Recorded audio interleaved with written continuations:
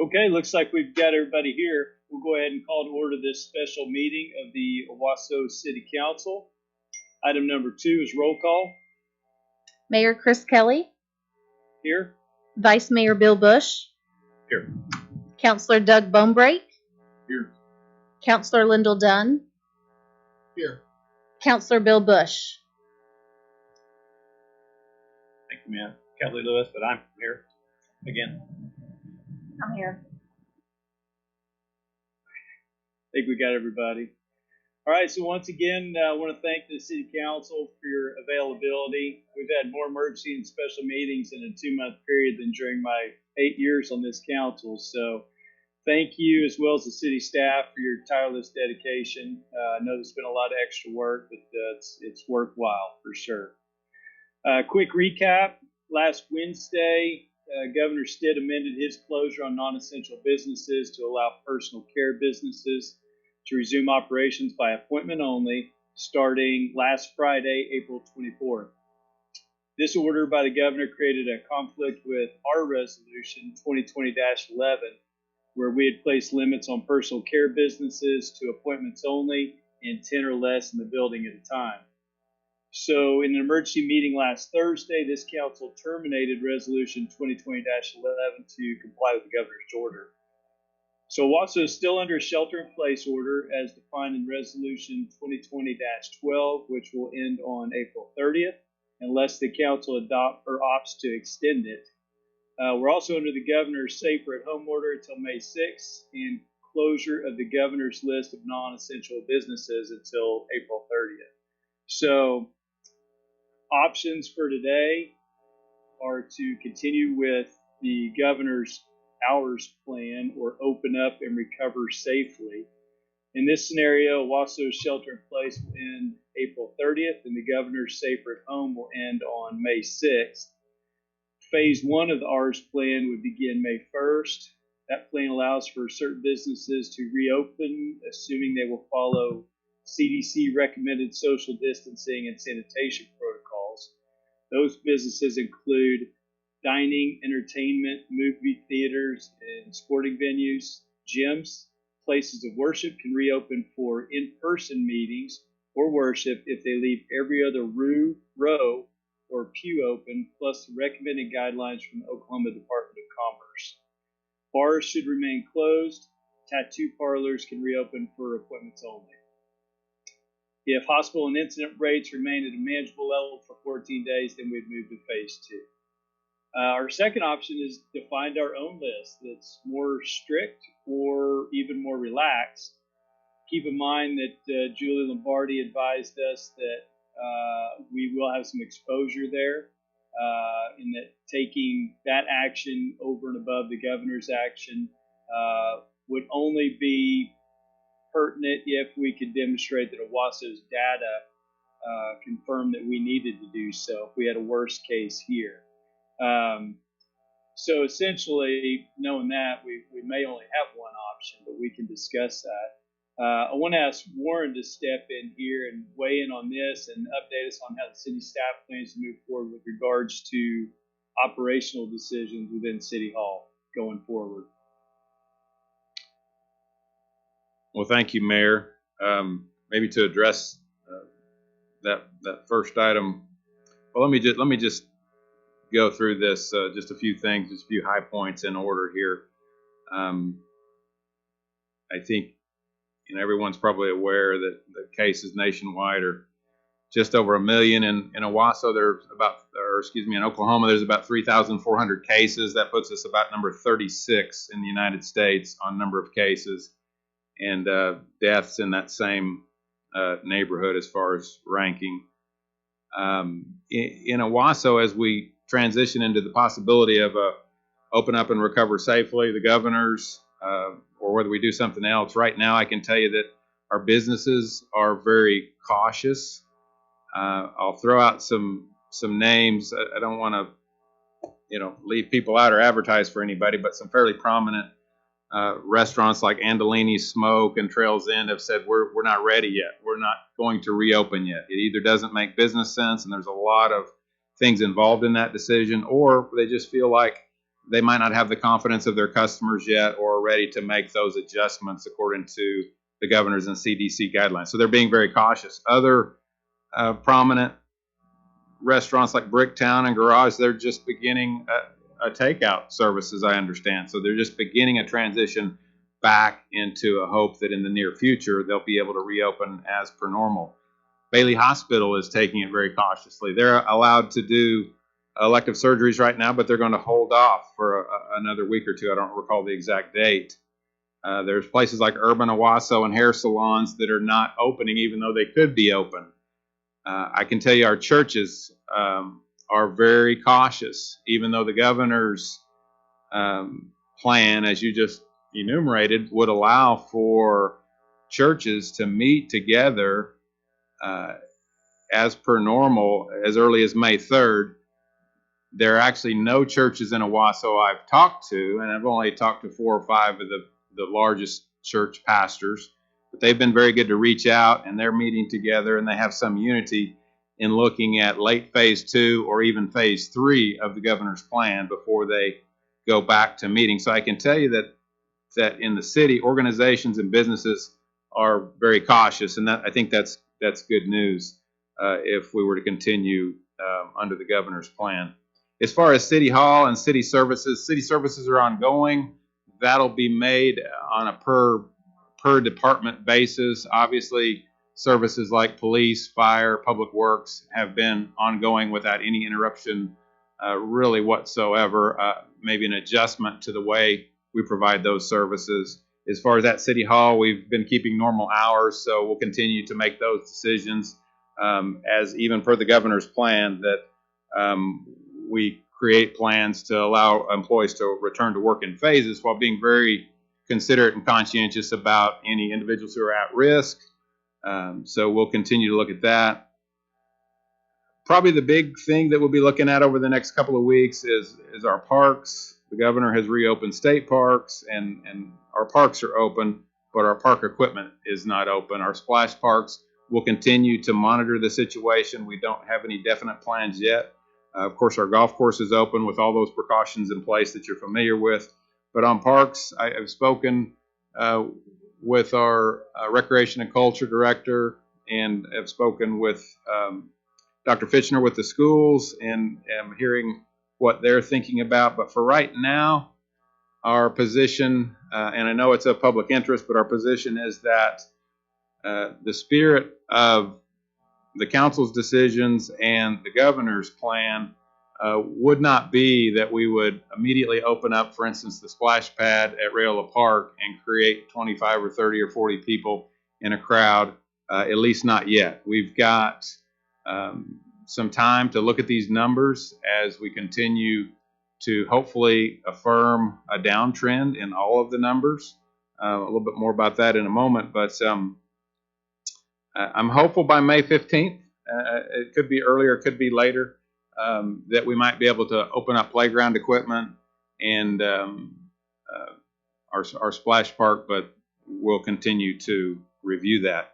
If you consider that on April 24th, last Friday, a lot of businesses, personal care businesses reopened, and other businesses, some restaurants and other businesses will reopen. By mid-May, we should have a feeling for the effect of those reopenings, if there is any, and we might be able to make a decision at that time. So that's a not yet. The information, I know I sent you information on a daily basis, but the information that we get, that first responder agencies get, the information that's not protected and confidential, when you look at that information either on a per city basis, the Tulsa County cities that is provided on that first responder agency list of active cases, or whether you look at it as on the county as a whole, April 10th was effectively the peak of active cases in Tulsa County, with 256 active cases in Tulsa County, 146 in Tulsa. At that time, we had 12 active cases in Owasso. If we move forward 14 days, the 256 in Tulsa County was down to 67, and as today, 2 days later, that 256 is down to 62. Owasso cases were at 12, active cases. They're now at 2. And I could give you the same trending numbers for every city within Tulsa County. So given all those things, we're cautiously optimistic that the numbers will continue to trend down and stay low. We're certainly, as you are, with city staff, we're encouraging all citizens to continue social distancing practices, not get too comfortable too soon. We really appreciate the caution of the businesses, the restaurants, the churches, who seem to really be in unity about taking this very carefully going forward. And we are also at City Hall and in providing all of our city services. And with that, if you have any questions, I'd be happy to try to answer. Thank you, Warren. So at this point, we should deliberate, but just keep in mind that if we end up staying with the governor's plan, there's no action at this stage. So I'll open it up for council comments at this point. What is as far as the 10 or less gathering, that's not included in the governor's plan, correct? That's correct. Okay, good. So if gyms did open up, I just had a particular gym owners, basically said, I'm sure that some of you have spoken to this gentleman too, but wanted me to clarify that fact, because he's got like a 6,400 square foot floor workout area, and it was just said, if he could only have 10 people or less, then it wouldn't do him any good to even open up. So I just want to clarify that thing. Warren, I don't know if governor's orders would apply to I'm not talking about the splash pad, but just the regular gym and playground equipment that's at some of our incidental parks. With what I'm reading and seeing about the effect of sunlight on the virus and viruses in general, is it possible that we could open those kind of things up? It's really not. Yes, it's very possible. It's not so much a matter of if as when, and I've read that and heard that same opinion.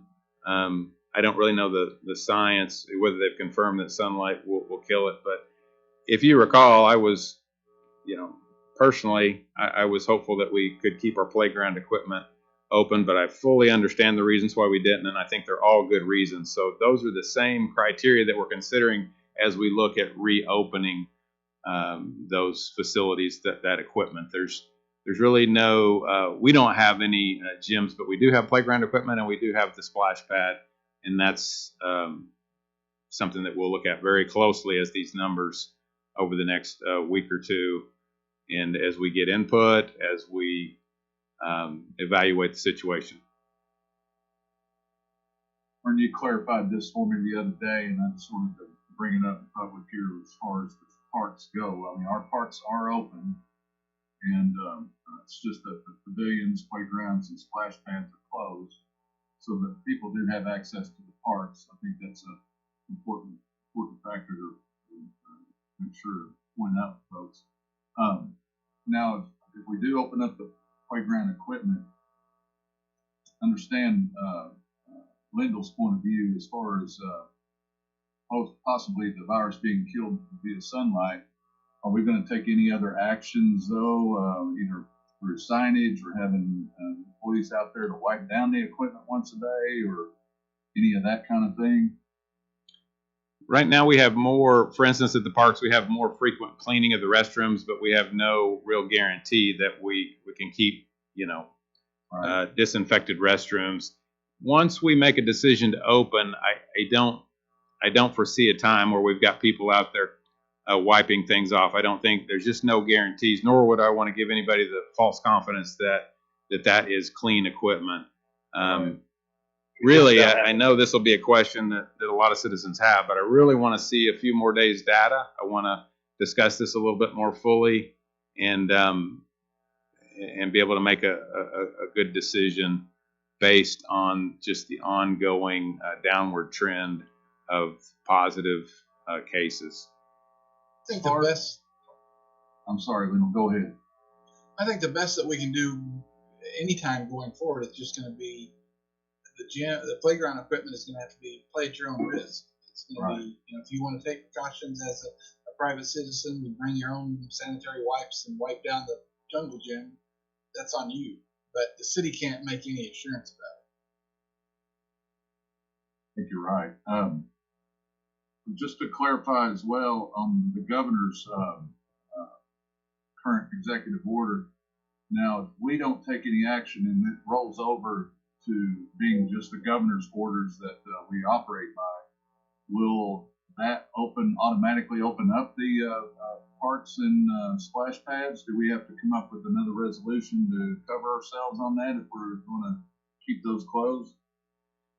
No, we wouldn't. The governor's executive order effectively becomes state law that we abide by, and some of the portions of the governor's phases are maybe open for interpretation, and if we feel certainly if we need to, we'll try to seek clarification for our own purposes. But we're really pointing. There's a lot of questions that have already come up and will continue to come up. We're really pointing citizens and business owners to the state, to phone numbers with the state, even the attorney general if needed, to interpret the governor's phases. I'm not sure if that answered your question or not. Well, no, I was more pointing to the parks and the playground equipment. Are we still in a position to be able to keep those closed if we allow the governor's executive order to be the way we operate here in Owasso? Yes, Counselor, we can. Those are a matter of purely local control. To give a wild example, the city could decide for no reason at all to close its playgrounds and its parks. But certainly, how long those remain closed is completely within city control, even if the state chose, which it's my understanding in no way did they want to affect local control with the governor's order. But even if the state attempted to do that, those are just two completely different jurisdictional systems, and they would not be able to do so. We would not have to come up with another resolution to help cover us. Okay, I'm with you.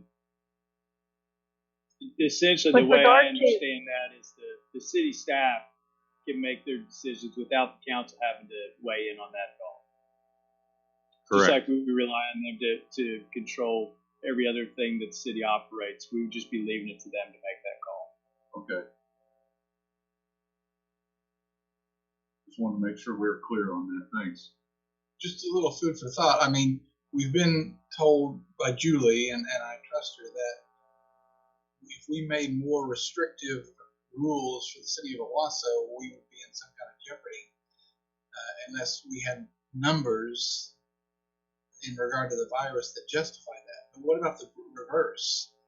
Do our numbers within the city of Owasso, would they justify us having more relaxed rules than the governor? He's asking if the governor's orders could be ignored. No. This is a case of whichever is the most restrictive applies. So if the city had the data and the documentation to substantiate more restrictive regulations, it could do that. However, it does not have the power to make less restrictive regulations than are contained in the governor's order. So we really can't relax any of the governor's stipulations in his executive order. But I thought the governor also in that order said that he was still leaving. Not that I'm saying this so that to fight for less stringent orders, but I thought that was also included in the order, was that he still was leaving it up to the cities, townships, or whatever to come up with what they thought was best for their towns. I thought that was part of the order. That is correct, Counselor. But I think what we envisioned was defending potential litigation from a business owner who might challenge Owasso on the basis of their commercial loss, saying from the point the governor's order took effect, what special circumstances existed in Owasso that differentiated it from any other municipality in the state or the state of Oklahoma as a whole. That's where you potentially get into trouble when you do those kinds of things. Yes, the governor was very clear that municipalities can make promulgate their own regulations for what's best for their city. I think the part B to that is that you have to be able to justify that if you are later challenged in court. Okay, yeah, and I appreciate that because that also brings me up, I think, to the second point. Obviously, when we're talking about city parks, city-owned properties, then we don't really have to worry about. I mean, that we definitely control what we do with that, and not have to worry about litigation because it's not going to be a matter of us, as in the private sector, where there's an unequal regulation keeping them from opening up their businesses whenever the governor said you can open up your business. You don't have to worry about that for city properties, I would think. That is completely correct. Warren or Julie, are there any precautions in the governor's orders regarding personal care businesses that they're supposed to take, such as masks, requiring masks anytime they come into a hair salon, for instance? The specific wording of the governor's phase 1 talks about personal care businesses can reopen for appointments only, must adhere to sanitation protocols, and follow guidelines posted on the Oklahoma Department of Commerce website regarding social distancing between customers and visitors at personal care businesses. If I remember correctly, they do have some guidelines on the Department of Commerce website. Okay, thank you.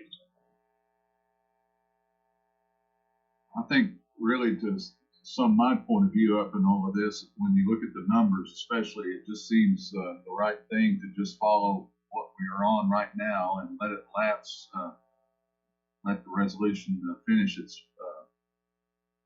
term to April 30th, and then carry over to the governor in his executive order. So, Chris, and you said to do that, we don't need to do really anything. Correct. Yep. So I'm guessing you're looking for a motion to adjourn if everybody's in agreement, I guess. Well, if there's no other comments and we decide not to take any action, then yes, we would just need a motion to adjourn. Before we do that, I would just like to comment that while I'm assuming that's the direction that we're going to go, to the folks that are listening, I want to echo Warren's comments that I appreciate the businesses that are voluntarily continuing on with this. We said this last week, and I just want to reiterate it. The governor's orders are the governor's orders, and we're going to follow them essentially because we need to follow those orders. We don't really have an option not to, even if we wanted to. But it gives folks a choice, and business owners are making that choice to not open or open with stricter restriction than the governor's orders. I encourage them to do that, and I also encourage people that don't feel like they have to do that. They're now allowed to get out and do that, but I want to stress that everybody needs to continue to be extremely careful because it's just not affecting them. It's affecting other people until we see those numbers trending down or staying down. Because as Warren said, it's going to be 2 or 3 weeks before we see the effects of this, and we're going to have to be prepared to make another decision at that point. So with that, unless there's any other comments, I will entertain a motion. Move to adjourn. Second. Ms. Julie, Lewis? can you? Yes. Mr. Bush? Yes. Mr. Dunn? Mr. Bonebreak? Yes. Mr. Kelly? Yes, I saw Mr. Dunn mouth yes, even though we couldn't hear him. Yes. Sorry, I mouthed was on in, mute. he mouthed and nodded. So we'll This call that dang good. technology. Thank you again, everybody, for being here. Thank you. Thank you all. All right, See you next week. see you next week.